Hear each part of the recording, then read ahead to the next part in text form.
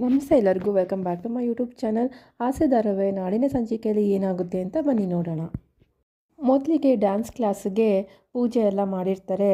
ಆದರೆ ಡ್ಯಾನ್ಸ್ ಕ್ಲಾಸ್ಗೆ ಅವಾಗ ಯಾರೂ ಬಂದಿರೋದಿಲ್ಲ. ಆವಾಗ ಶಾಂತಿ ಮೀನಾಗೆ ಬೈತಾಳೆ, ನೀನೇ ಅಲ್ವೇನೆ ದೀಪಕ್ಕೆ ಎಣ್ಣೆ ಬತ್ತಿ ಎಲ್ಲ ಚೆನ್ನಾಗಿ ಹಚ್ಚಿದ್ದು, ನೋಡು ನಿನ್ನಿಂದನೇ ಯಾರೂ ಬಂದಿಲ್ಲ ಅಂತ ಬೈತಾಳೆ.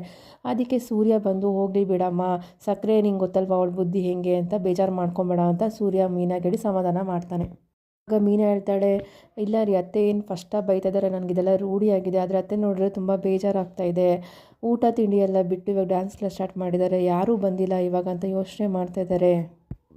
ನಾನು ಅಷ್ಟೇ ಕಷ್ಟಪಟ್ಟು ಹೂವು ಕಟ್ಟಿ ಅವತ್ತಿನ ವ್ಯಾಪಾರನೇ ಆಗಿಲ್ಲ ಅಂದರೆ ತುಂಬ ಬೇಜಾರಾಗುತ್ತೆ ಅವತ್ತೆಲ್ಲ. ಅದೇ ರೀತಿಯೇ ಅತ್ತೆಗೂ ಆಗಿರೋದು ಅಂತ ಮೀನಾ ಹೇಳ್ತಾಳೆ.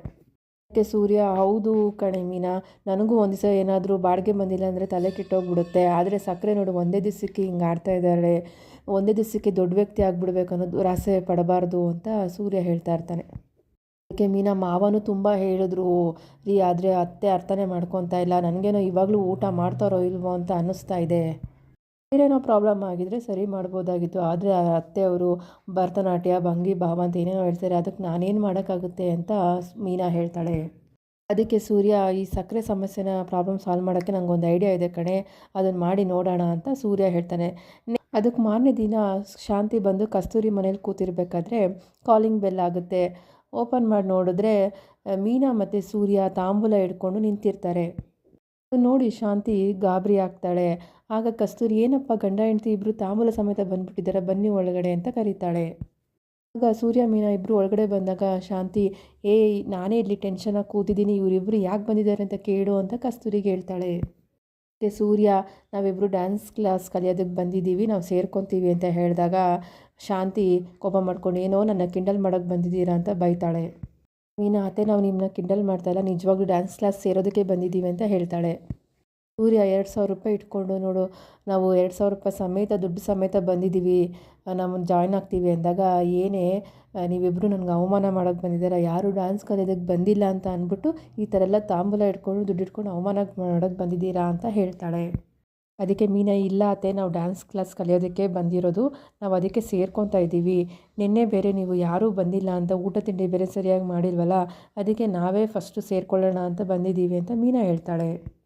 ಶಾಂತಿ, ಅದಕ್ಕಂತ ನಾನು ನಿಮ್ಮಿಬ್ಬರಿಗೂ ಡ್ಯಾನ್ಸ್ ಹೇಳ್ಕೊಡ್ಬೇಕಾ ಅಂತ ಕೇಳ್ತಾಳೆ. ಅದಕ್ಕೆ ಸೂರ್ಯ, ನಾವೇನು ಫ್ರೀಯಾಗಿ ಹೇಳ್ಕೊಡಿ ಅಂತ ಕೇಳ್ತಾ ಇಲ್ಲ, ಅದು ಗುರುದಕ್ಷಿಣೆ ಕೊಟ್ಟು ತಾನೇ ಕೇಳ್ತಾ ಇರೋದು, ನಮಗೂ ಕಲ್ತ್ಕೋಬೇಕಂತ ಆಸೆ ಇದೆ, ಹೇಳ್ಕೊಡಿ ಅಂತ ಸೂರ್ಯ ಹೇಳ್ತಾನೆ.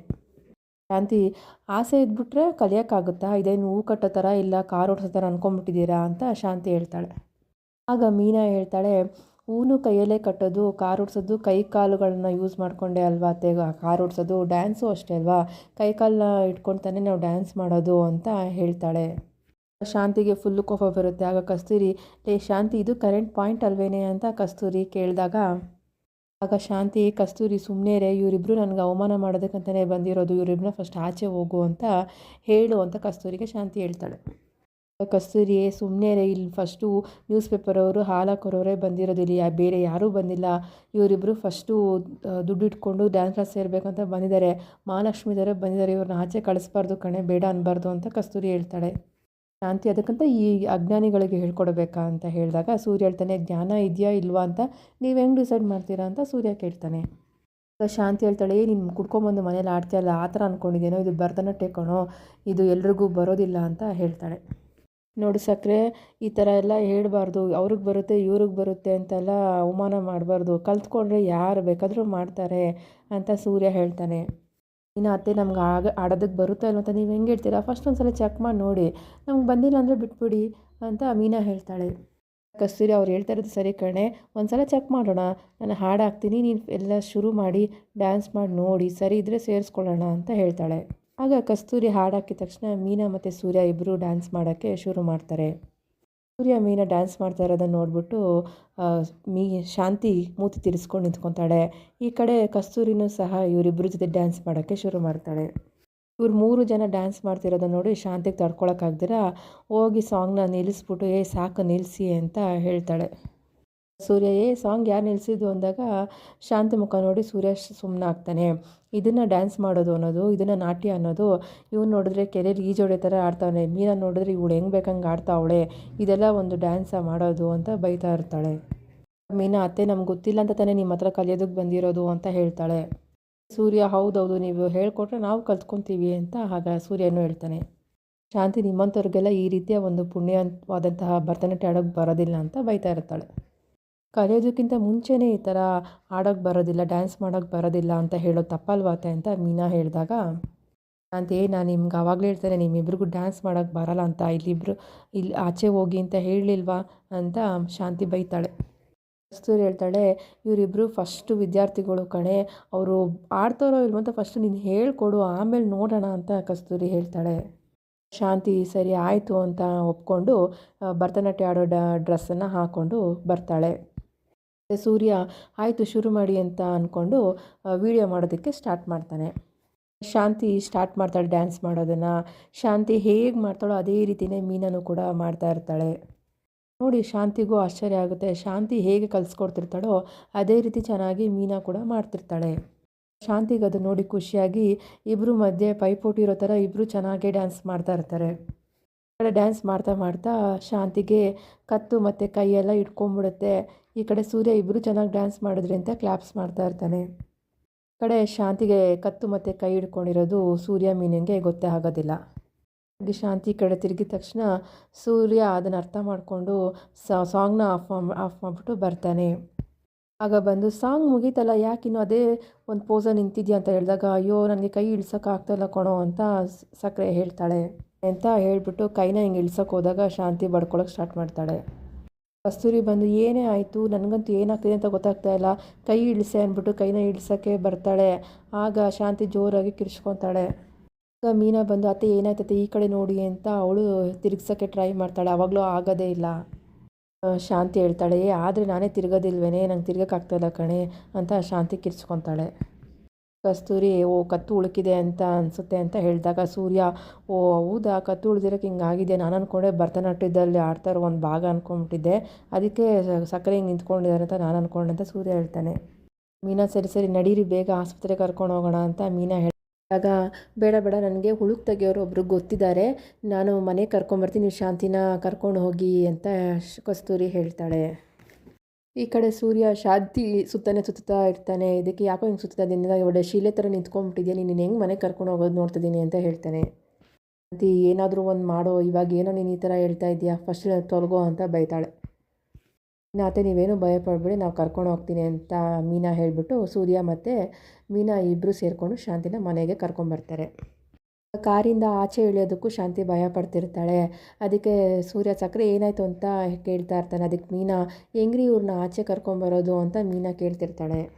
ಶಾಂತಿ, ಅಯ್ಯೋ ನಾನು ಈ ಥರ ಬಂದೆ ಅಂದರೆ ಅಕ್ಕಪಕ್ಕದವರೆಲ್ಲ ಏನು ಅನ್ಕೊತಾರೆ, ನನ್ನ ಕೈಯಲ್ಲಿ ಆಗ್ತಾ ಇಲ್ಲ ಅಂತ ಶಾಂತಿ ಹೇಳ್ತಿರ್ತಾಳೆ. ಅಂತ ಸೂರ್ಯ ಒಣಗಾಕಿರೋ ಬ್ರೆಡ್ಶೀಟ್ನೆಲ್ಲ ಹೋಗಿ ಎತ್ಕೊಂಬರ್ತಾನೆ. ಆಗ ಮೀನಾ, ಏನಕ್ಕೆ ಬ್ರೆಡ್ಶೀಟ್ನೆಲ್ಲ ತೊಗೊಂಬಂದ್ರಿ ಅಂತ ಮೀನಾ ಕೇಳ್ತಾಳೆ. ಸೂರ್ಯ ಹೇಳ್ತಾನೆ, ಬ್ರೆಡ್ಶೀಟ್ ಒಂದು ಕಡೆ ನೀನು ಇಟ್ಕೊ, ಒಂದು ಕಡೆ ನಾನು ಇಟ್ಕೊತೀನಿ, ಆಗ ಸಕ್ಕರೆನ ಮಧ್ಯ ನಿಲ್ಲಿಸ್ಕೊಂಡು ಕರ್ಕೊಂಡು ಹೋಗೋಣ, ಆಗ ಅಕ್ಕಪಕ್ಕದವ್ರಿಗೆ ಯಾರಿಗೂ ಗೊತ್ತೇ ಆಗೋದಿಲ್ಲ ಅಂತ ಹೇಳ್ತಾನೆ. ಅಂತ ಇವರಿಬ್ಬರು ಅಡ್ಡ ಬ್ರೆಡ್ಶೀಟ್ ಇಟ್ಕೊಂಡಿರೋದನ್ನ ನೋಡಿಬಿಟ್ಟು ಶಾಂತಿ ನಿಧಾನಕ್ಕೆ ಇಳಿದು ಗೇಟಿಂದ ಒಳಗಡೆಗೆ ಬರ್ತಾಳೆ. ಅಂತ ಶಾಂತಿ ಬೈತಾಳೆ ಮೀನಂಗೆ, ಸಾಕು ಸಾಕು ಬಿಡೆ ಅಂತ ಹೇಳಿದಾಗ ಸರಿ ಮೀನಾ ಆ ಕಡೆ ಹೋಗ್ತಾಳೆ, ಶಾಂತಿನ ಒಳಗಡೆ ಬರ್ತಾಳೆ. ಆ ಕಡೆ ರಂಗನಾಥ್, ಏನಮ್ಮ ಆಯಿತು ಮೀನಾ ಅಂತ ಕೇಳ್ತಾನೆ. ಆಗ ರಂಗನಾಥ್ ಕೇಳ್ತಾನೆ, ಏನಮ್ಮ ನೀನು ಮತ್ತೆ ಭರತನಾಟ್ಯ ಕಲ್ತ್ಕೊತೀನಿ ಅಂತ ಹೋಗಿದ್ದಕ್ಕೆ ಜಗಳ ಏನಾದ್ರು ಮಾಡಿದ್ಲಾ ಅಂತ ಹೇಳಿದಾಗ ಮೀನಾ ಹೇಳ್ತಾಳೆ, ಇಲ್ಲಮ್ಮ ಬಂದು ಅಂತ ಹೇಳ್ತಾ ಇರಬೇಕಾದ್ರೆ ರಂಗನಾಥ್, ನನಗೆ ಗೊತ್ತು ಬಿಡಮ್ಮ, ಆಕಾಶ ಭೂಮಿನ ಸೇರಿಸಿ ಎಗರಾಡಿರ್ತಾಳೆ ಅವಳು ಅಂತ ಹೇಳ್ತಾನೆ. ಆಗ ಸೂರ್ಯ ಬಂದು, ಹೌದಪ್ಪ, ಸಕ್ಕರೆ ತುಂಬ ಚೆನ್ನಾಗಿ ಎಗರಾಡಿದ್ರು, ಆದಮೇಲೆ ಡ್ಯಾನ್ಸ್ ಹೇಳ್ಕೊಡ್ತಾ ಕೈ ಮತ್ತು ಕತ್ತು ಉಳುಕ್ಬಿಟ್ಟಿದೆ ಅಂತ ಸೂರ್ಯ ಹೇಳ್ತಾನೆ. ಈ ಕಡೆ ಶಾಂತಿ ಶೀಲೆ ಥರ ನಡ್ಕೊಂಡು ಬರ್ತಾ ಇರ್ತಾಳೆ. ರಂಗನಾಥ್ ನೋಡ್ಬಿಟ್ಟು, ಏನೇ ಇದು ಈ ಥರ ಫೋರ್ಸ್ ಕೊಟ್ಕೊಂಡು ಬರ್ತಾಯಿದ್ದೀಯ ಅಂತ ರಂಗನಾಥ್ ಹೇಳ್ತಾನೆ. ಕಡೆ ಇಳಿಸೆ ನೀನು ಫಸ್ಟು ಅಂತ ಹೇಳ್ತಾ ಇರ್ತಾನೆ. ಅದೇ ನನ್ನಿಂದ ಆದರೆ ಮಾಡ್ತಾ ಇರಲಿಲ್ವ, ನನ್ನಿಂದ ಆಗ್ತಾ ಇಲ್ಲ ಅಂತ ಅದೇ ಫೋಸಲ್ಲೇ ನಡ್ಕೊಂಡು ಬರ್ತಾ ಇರ್ತಾಳೆ ಶಾಂತಿ.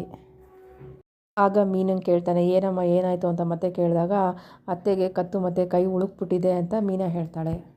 ಶಾಂತಿ ಅಲ್ಲಿಂದ ಹೋಗಿ ಸೋಫಾ ಮೇಲೆ ಹೋಗಿ ಕೂತ್ಕೊತಾಳೆ. ಅಷ್ಟರಲ್ಲಿ ಬಂದು ಐಫೈ ಮಾಡೋಕ್ಕೆ ಕೈ ಹಿಂಗೆ ಇಟ್ಕೊಂಡಿದ್ದೀರತ್ತೆ ಅಂತ ಐಫೈ ಮಾಡೋಕ್ಕೆ ಹೋಗಿ ಐಫೈ ಮಾಡ್ತಾಳೆ ಶ್ರುತಿ.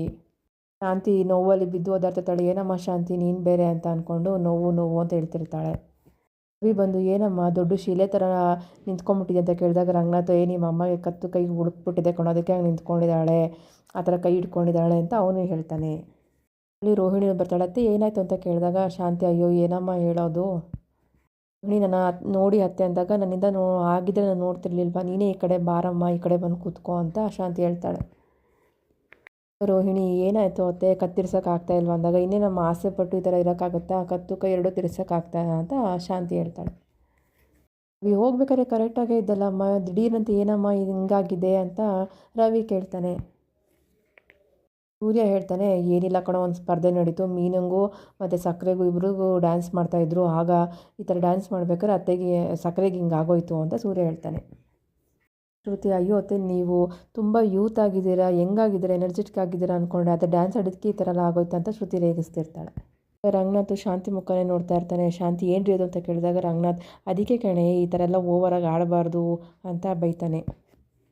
ಶಾಂತಿ ಏನು ರೀ ಕಿಂಡಲ್ ಮಾಡ್ತಿದ್ದೀರಾ, ನಾನು ಇಲ್ಲಿ ನೋವು ಅನುಭವಿಸ್ತಿದ್ದೀನಿ, ಇವರಿಬ್ಬರು ಸೇರ್ಕೊಂಡು ನನಗೆ ಈ ರೀತಿ ಮಾಡಿದ್ದಾರೆ ಅಂತ ಶಾಂತಿ ಹೇಳಿದಾಗ ಸೂರ್ಯ ಹೇಳ್ತಾನೆ ಸಕ್ಕರೆ ಏನು ಈ ಥರ ಹೇಳ್ತಿದ್ಯಾ, ನೀನೇ ಬೇಕು ಬೇಕು ಅಂತ ಇಷ್ಟ ಬಂದಂಗೆ ಕುಣಿದ್ಬಿಟ್ಟು ಈ ಥರ ಮಾಡ್ಕೊಂಡು ನಮ್ಮ ಮೇಲೆ ಆಗ್ತಾಯಿದ್ಯಾ ಅಂತ ಸೂರ್ಯ ಹೇಳ್ತಾನೆ.